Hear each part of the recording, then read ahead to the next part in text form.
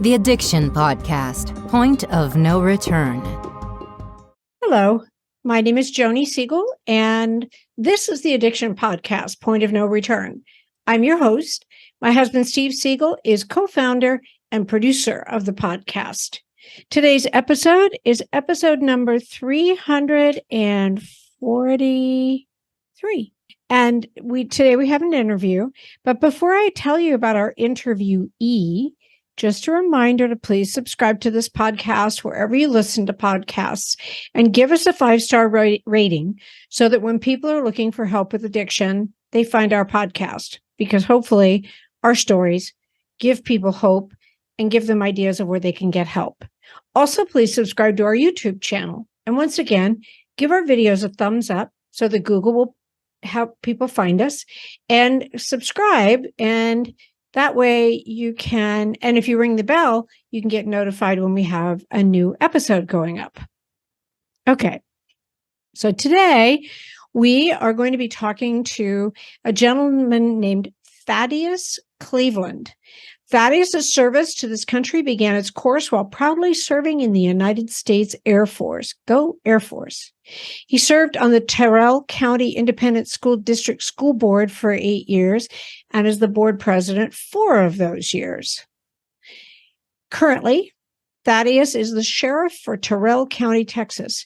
He was appointed as sheriff on May 17, 2022. Prior to his appointment, he spent just over 26 years in the United States Border Patrol, and the last 11 years of his career as the patrol agent in charge of the Sanderson Border Patrol Station.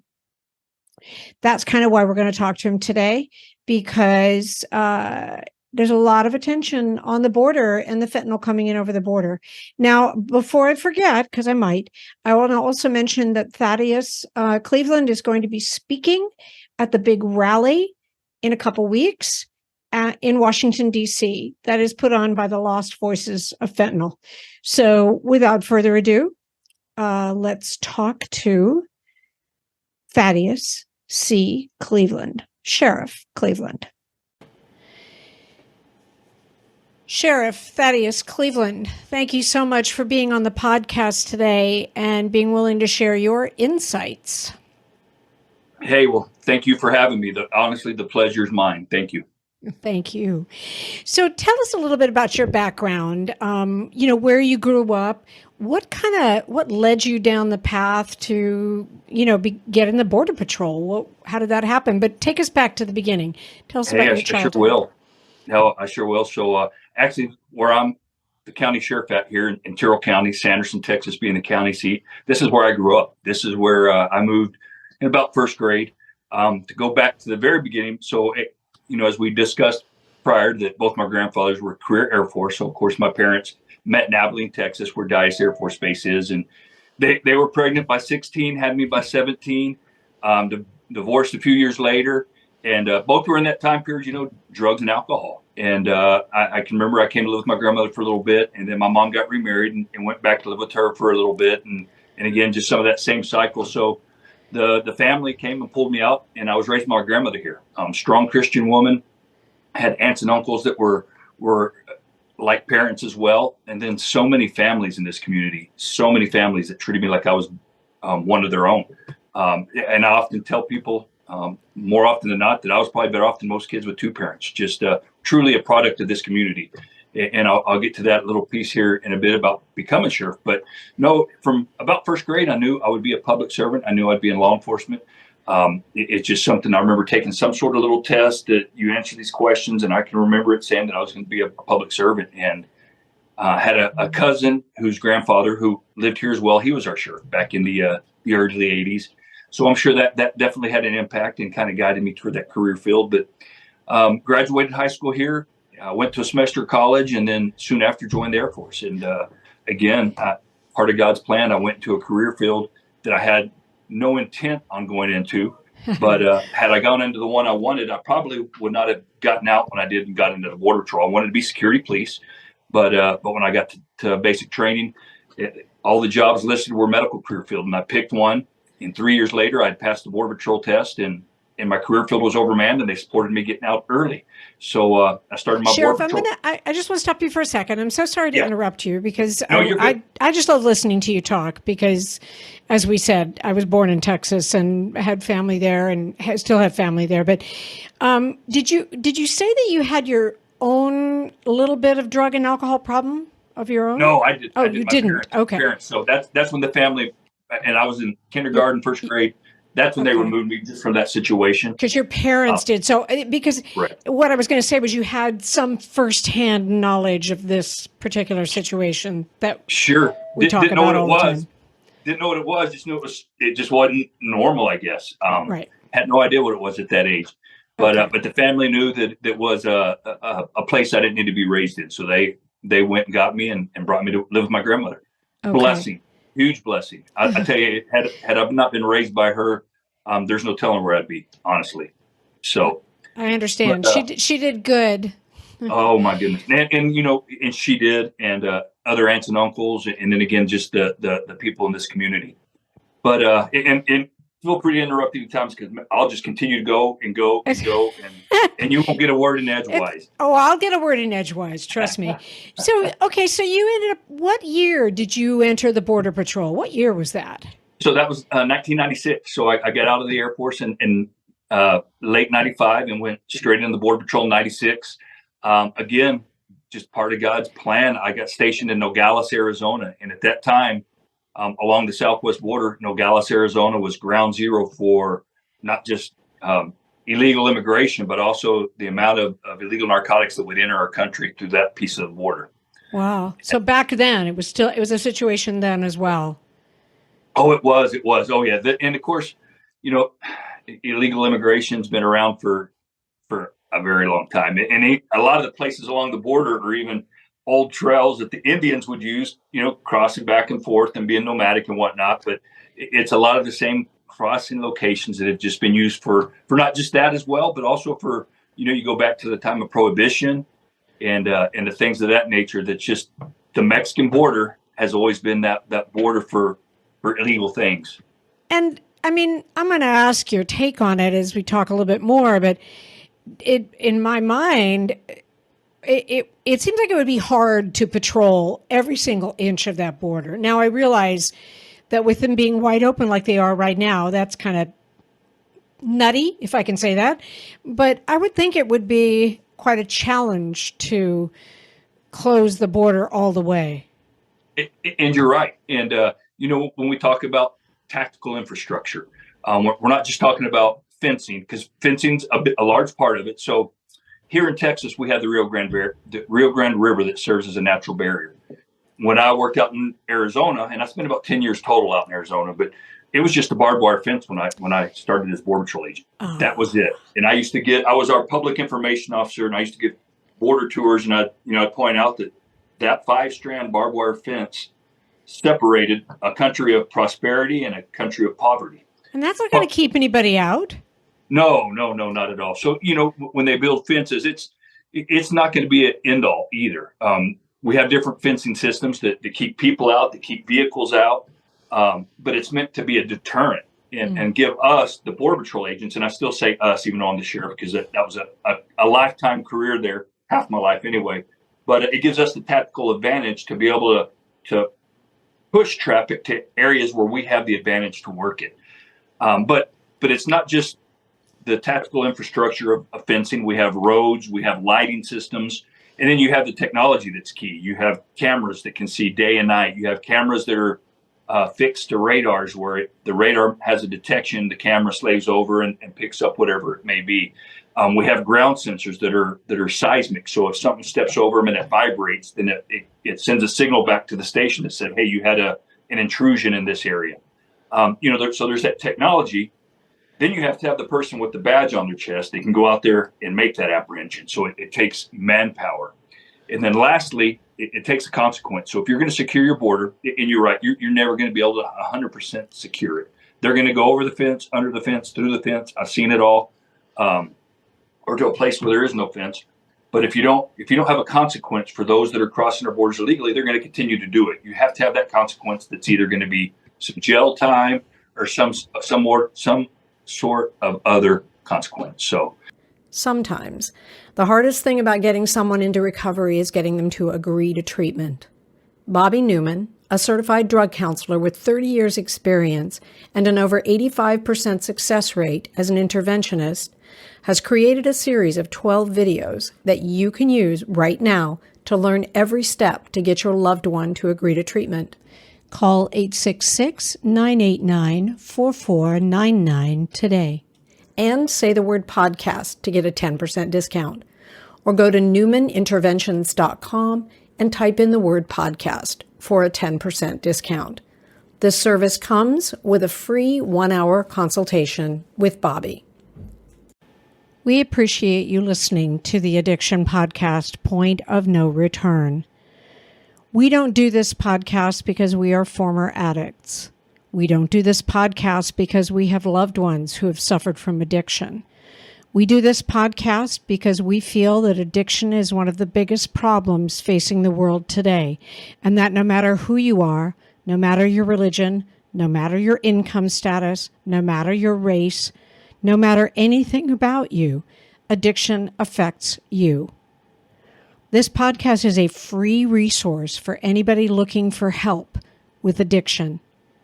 If you would like to contribute to our podcast, please go to bit.ly/fightdrugs. That's https://bit.ly/fightdrugs and make a donation of whatever amount you would like. Thank you for supporting us. And right now we don't have that, correct? Well, we're getting back to it. Okay. So under Title 42, we didn't. And I'll tell you, a lot of people, even our politicians, were saying, hey, we need to get rid of Title 42. And Title 42 was an authority given to the Border Patrol from the Health and Human Service, Public Health Service, to protect our agents from COVID, to protect our communities along the border from COVID. But it's not meant to be an immigration tool. And it was starting to be used as an immigration tool. Huh. And I'll tell you, it made things for us easier, but meaning Border Patrol, but it took away, again, that consequence. So if we caught somebody from Mexico, Guatemala, Honduras, or El Salvador, they were immediately sent right back to Mexico. So there's no consequence. You get caught, you go back. Then you get to try to cross again. You get caught, you go back. And then when you eventually quit seeing that person, the likelihood is that they made it in the United States. Right. So, But now we're back to the consequences. And unfortunately, there's a lot of smoke and mirrors. And I'm not one that wants to cast blame on any certain political party, because I'll be the first to tell you, Republicans and Democrats both have had opportunities to fix this problem, and they don't want to.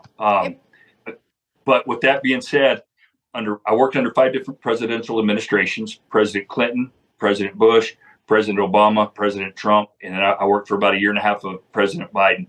And I can tell you those first 4 presidents all did something, regardless if they were Republican or Democrat, to further border security, to increase border security. But this current administration, absolutely nothing. It truly, what you hear when it's criticized, it's accurate. I'm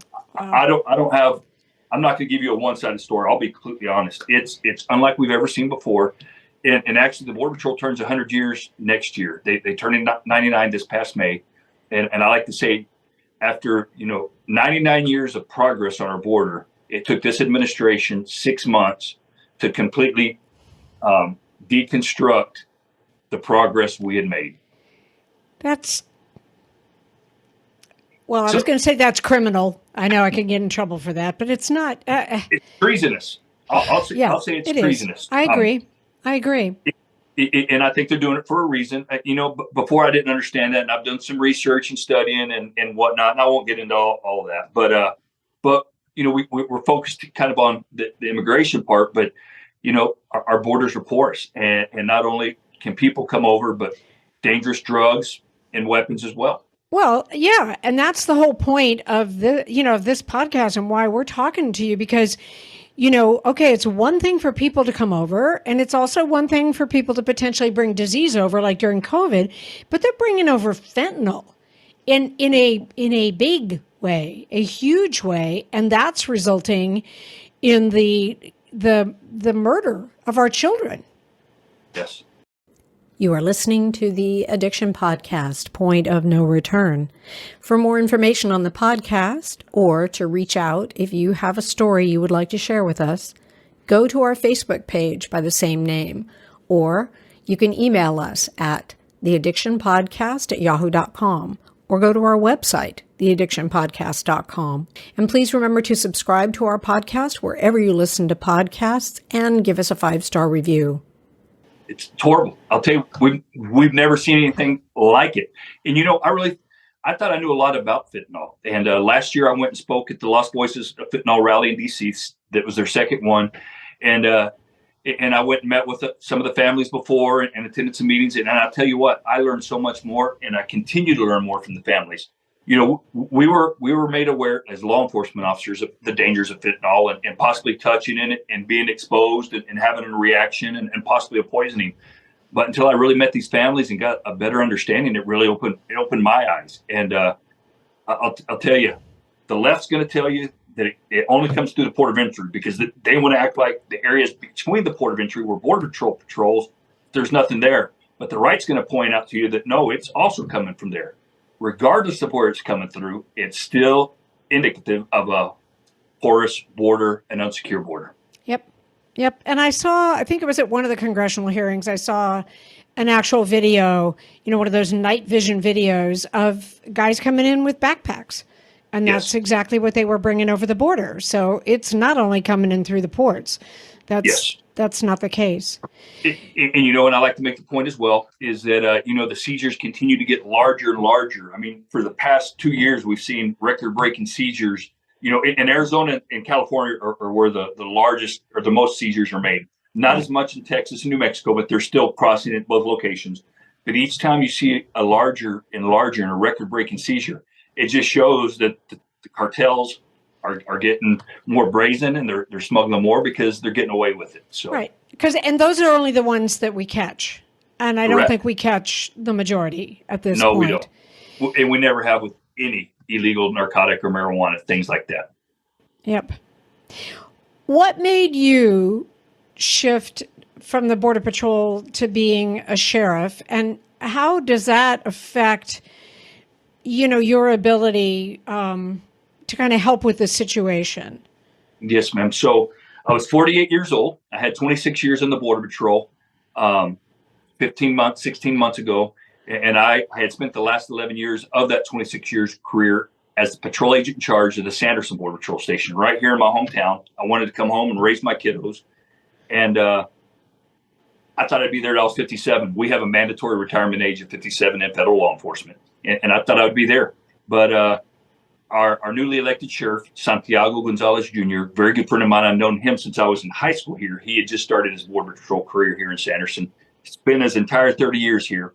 He ran for sheriff and he won. And he was our sheriff for a year. And at the age of 55, he had a heart attack and he didn't make it. And, sorry. And I tell you, still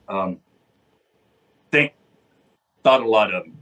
But I had the time at that point to retire, and my community was in need. And sure, other people could have filled that role, but I tell you, there wasn't going to be anybody that was going to take care of this community. And as I described earlier, this community that took care of me and raised me, and it was time to give back. And I know that sounds cliche, and a lot of times people will say that, but honestly, it was truly time to give back. And I have had this last 15 months the time of my life. It has been so much fun.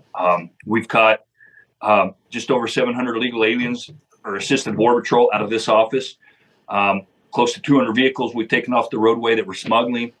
I tell you, I work about 100 times harder for about a quarter of the pay, but I would do it for free. But you as sheriff can take action. You can put some of those consequences in place, whereas the Border Patrol cannot, right? And again, the agents here and the agents across the border, they do tremendous work. Absolutely. They're obviously limited by the administration, because the administration, and it doesn't matter if it's the Border Patrol or the assistant U.S. attorneys that prosecute Border Patrol cases, when they're working for a higher administration, such as the president, they're going to have to take that direction. Yep. Here at the sheriff, the buck stops with me, and I've got a great partner that was also a prior Border Patrol. We've been through this journey together the entire time, and I'll tell you, there's so much red tape in the federal government, and speaking directly, the Border Patrol process. Let's say when you catch an illegal alien smuggling load, just the amount of paperwork you have to do nowadays to prosecute the case, and then likely having it declined. What the state of Texas is doing for border security, the state has a much harsher penalty for illegal alien smuggling. You're looking at about 10 years per illegal alien that you're smuggling. You're also, it's just easier to process a case. I can complete a whole case in about an hour, where at Border Patrol, it would take about 8 hours to complete a case. So, wow.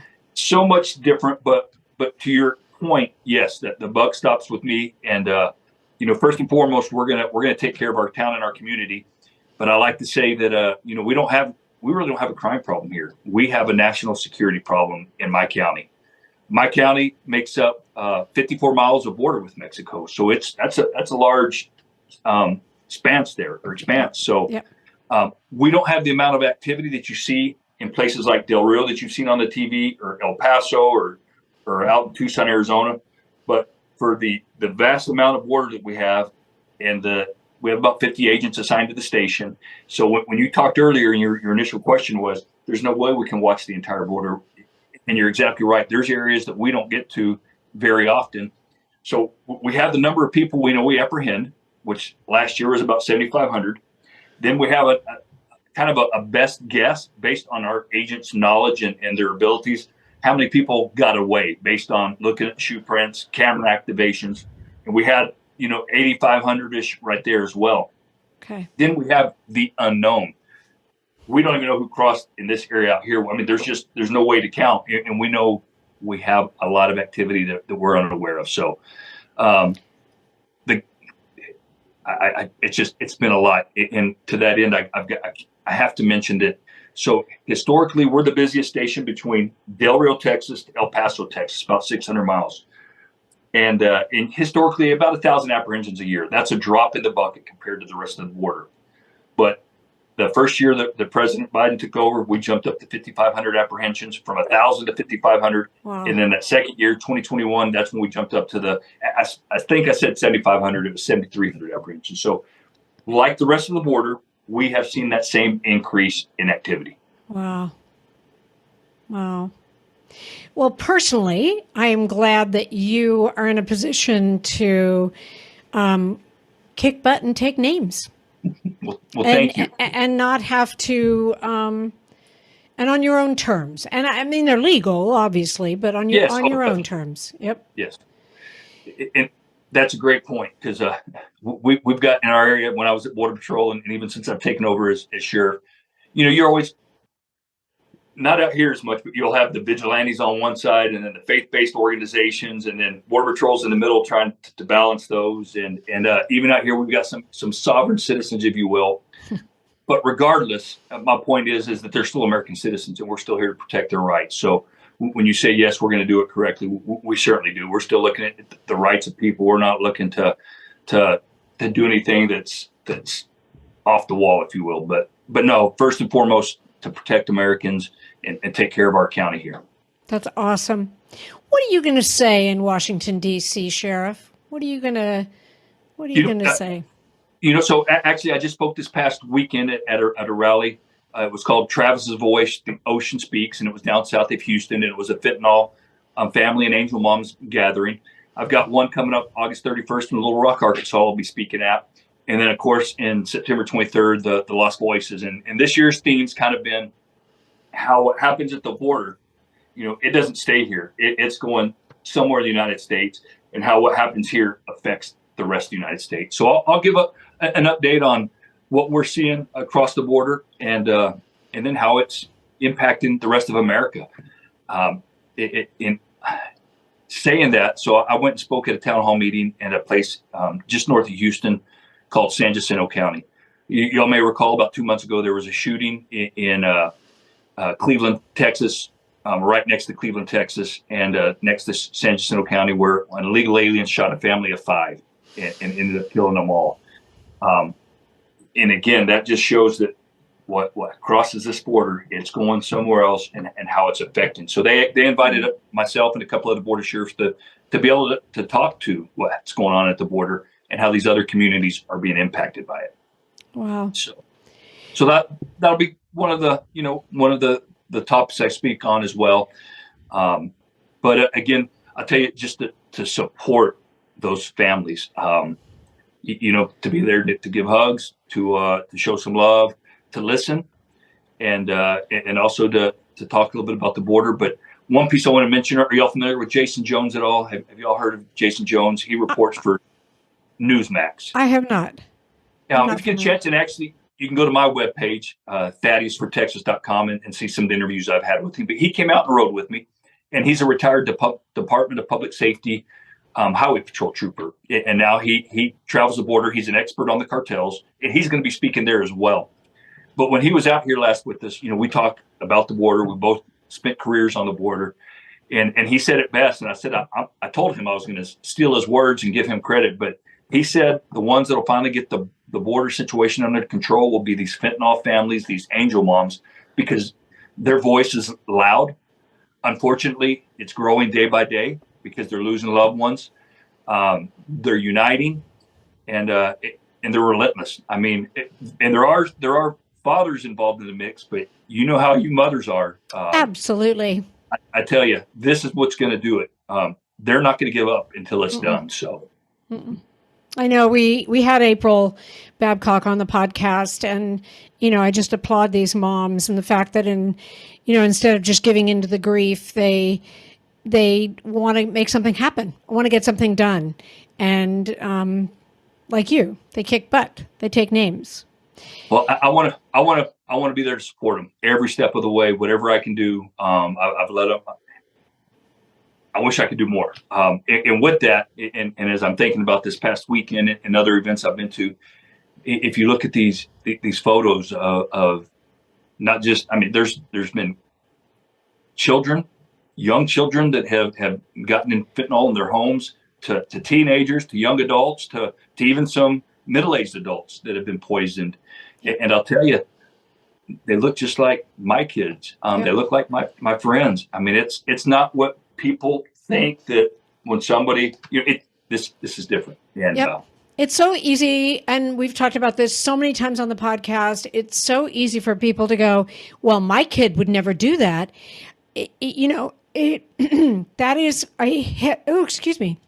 that is a head in the sand viewpoint. This particular situation with the poisoning with fentanyl is happening to all kinds of kids, and not because they're bad, not because their parents didn't raise them right. It's just something they decide they want to try, and then it's poison. Hey, and I've got, 3 beautiful, wonderful kids. One's serving, one's graduated college, another one's at college, but they've got a little bit of me in them, and sure, no, you get curious, or you may not even, you may think you're getting some legitimate pill, and it's just trying a a Xanax or a Percocet. So, no. But you're right on April, and not just April, so many more, just truly amazing people. There's so many organizations out there that are educating, and that's where I want to step in and help get the word out. I tell you, I wish I could do more. Well, I super appreciate you talking to us today. Tell me the name of your website again. Daddy's for Texas? Oh, Thaddeus. So Thaddeus for Texas. Yes, oh, ma'am. That's right. I saw that one. Thaddeus for Texas. And then, so I never did social media or anything before. It always made me mad because of all the complaining people do. But when I took over the sheriff's office, we really grew the sheriff's office page. And then I wanted to create my own page and just, again, not to self-serve, but to show that, first of all, there's a problem, and then to support our Border Patrol. And I tell you, I've been able to support the Border Patrol probably more from this office than I was even able to as the patrol agent in charge. I can understand that. Yep. And then to show the good work that not just that they do, but our Texas Department of Public Safety does, that our game wardens do, and then, of course, our sheriff's office with the local partners. A lot of good work going out there. What Governor Abbott has done for the state of Texas has been tremendous. I tell you, I can testify to that because I've experienced it. Last October, I wrote him a letter and told him just how much activity we're having, and I needed additional help. He had already sent some assistance down this way.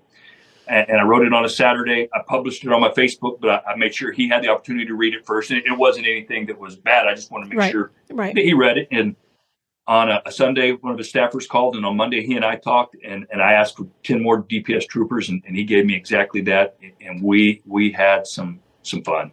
Awesome. We had some fun. So, but my Facebook page, if you get the chance, either the Terrell County Sheriff's Office or Sheriff Thaddeus Cleveland. And again, we've slowed down with illegal alien activity, but really getting out there and trying to put some awareness for fentanyl. I've been fortunate with some media interviews, so I post those. And I just want to be an advocate for the border, for Border Patrol, for America, for our fentanyl families and angel moms as well. I love it. How can we, or how can my listeners support what you're doing, or support the Border Patrol? How can we support that? So and obviously, like you said, Joe, our biggest podcast out there, and for people from all over America, it may be kind of difficult from someone from Iowa. I would say first and foremost, prayers. Prayer works. I tell you, okay. I pray daily, not just in the morning and not just at night, throughout the day. Prayer works. But we have some organizations down here on the border. A good Facebook website is called Border Care Project, the Border Care Project. And it's an organization out of San Antonio, and they bring supplies to the border for our agents, and not just for them, because a lot of times when we encounter illegal aliens, they're in distress. They're close to death, and we're not out there just to apprehend them. We're actually out there on a lot of times life-saving, I won't say adventures, but life-saving efforts. Yeah. With that said, historically, we've had maybe one death a year in our area of responsibility here in Terrell County. The last 15 months, we've had 24 people die trying to cross our borders. Wow. So this portion of the Chihuahuan Desert, this portion of the border, of the 2,000-mile border with Mexico, is the roughest, toughest, most unforgiving piece of border. And regardless, you don't want to see anybody die. Right. It doesn't matter if you're here legally, illegally. We want people to live. So, but the Border Care Project, they provide supplies such as medical supplies, electrolytes, water, little snacks for agents to take with them, or even to give to the people that we apprehend to provide to them. So, and I'm assuming people could just Google that Border Care Project. Okay. Yes, ma'am. And it's got a Facebook page. So, and if not, have them call my office, and we'll make sure they get to that organization. And you have the Terrell County Sheriff's Facebook page. Yes, ma'am. And is Thaddeus for Texas? Is that a Facebook page? I know it's a website. It's just a website. My own personal Facebook is the Sheriff Thaddeus Cleveland. Sheriff Thaddeus Cleveland. Okay, good. So thank you for everything that you're doing to help keep our borders safe. And just thank you for doing what you do. And thank you for going to the rally and raising your voice, because that's huge when you do something like that. And thank you for being willing to talk to us today. Oh, well, and I hearing you say that, and I have to tell this, so thank you for thanking me. But, often people say, thank you for what you do. Your job's so difficult and it's so hard. And I tell them, I said, I'm in law enforcement because I knew from a young age I would be in law enforcement. What's hard about our job is when you're seeing the women and the children that are being trafficked, even the old people that are being crossed. When you see that on a daily basis, it's hard. If you've got a heart and you believe in God, it's going to wear on you. But just, again, you asked, what can people do? Pray for our nation, pray for the leadership of our nation, and those that are helping secure our borders. Great advice. Thank you, Sheriff. Thank you all. God bless. I hope you enjoyed that interview. I don't know about you. I don't live in Texas. I live in Florida. But I'm really glad that we have someone like Sheriff Cleveland down there on the Texas border doing what he can to prevent drugs coming in over the border. We know it's a situation. We know that the current administration, and we can say it's Democrats, but I'm going to put the Republicans in there too, because this is nonpartisan, it's non-political, and it's not being handled.